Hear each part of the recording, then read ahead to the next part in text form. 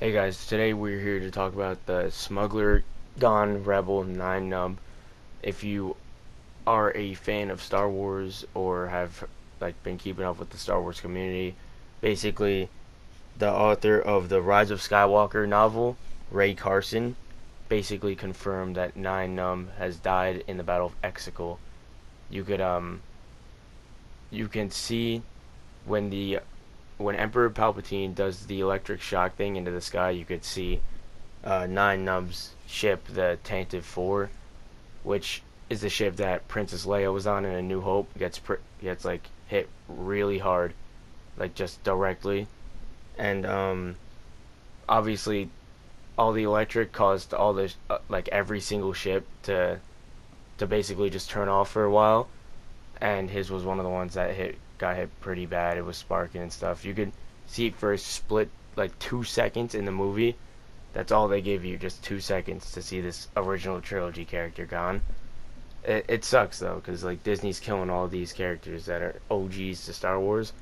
Like Nien Nunb, he's been in since the Return of the Jedi.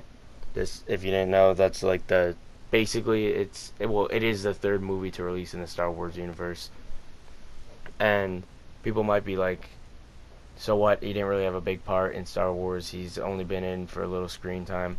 Nien Nunb actually does have a big part in Star Wars. In the original trilogy, he co-pilots the Millennium Falcon with Lando Calrissian to go on a mission to blow up the Death Star 2, and they actually do succeed in that. So he's the co-pilot that blows up the Death Star 2, and he is also a legacy character, which means we do know most of his backstory. He's from the planet Solist. Obviously, you could tell by him. He's a I don't know what you call them. I think it's Solistian. I don't know, but he's from the planet of Solist, and he used to, they actually started working with the Empire, and he did not like that. So he basically started helping out the rebels. Then he became a rebel, and then obviously in the sequels he's a resistance pilot now. And yeah, he's basically just flying the Tantive 4, which actually sucks because the Tantive 4 is a fan favorite ship. And then Emperor Palpatine does his X-ray move and shuts everything down, and basically, yeah, he does not make it out of that battle. This is his last battle. It First they killed Han Solo, then Admiral Akbar, and now him. Like original trilogy characters are being treated like shit with Disney.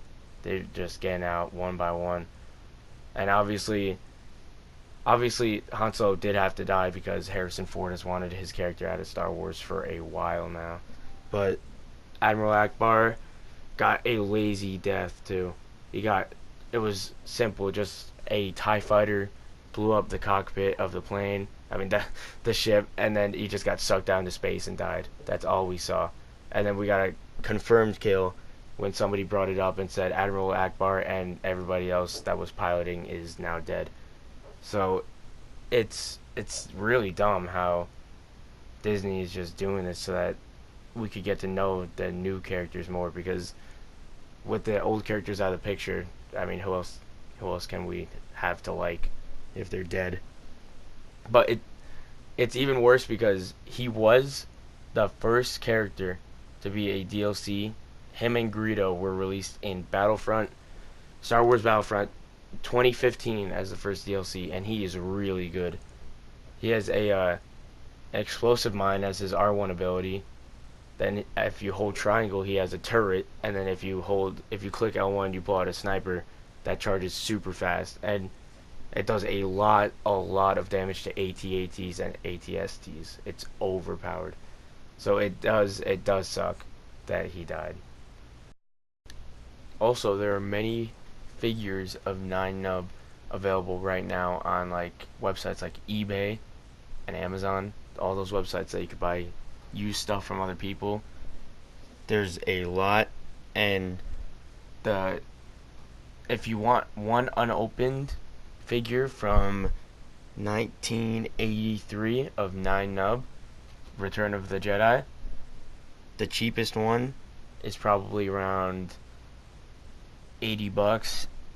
I'm looking at one right now. I'm obviously not gonna buy it, but I'm looking at one. It's $99.95 and $10.40 shipping. So he's a large collectible character. People like to have him. He is a collector's dream, and if you do collect these figures that are in the small packaging, it's not really that small, it's like medium size, but if you do collect them from the 80s of the original trilogy characters, then he is going to be one of the ones that sets you back a lot. He so far, out of what I've seen, him and Boba Fett are the most expensive out of those characters. And yeah, that's basically it for me today. If you like this video, consider subscribing, dropping a like, and I'll see you guys later.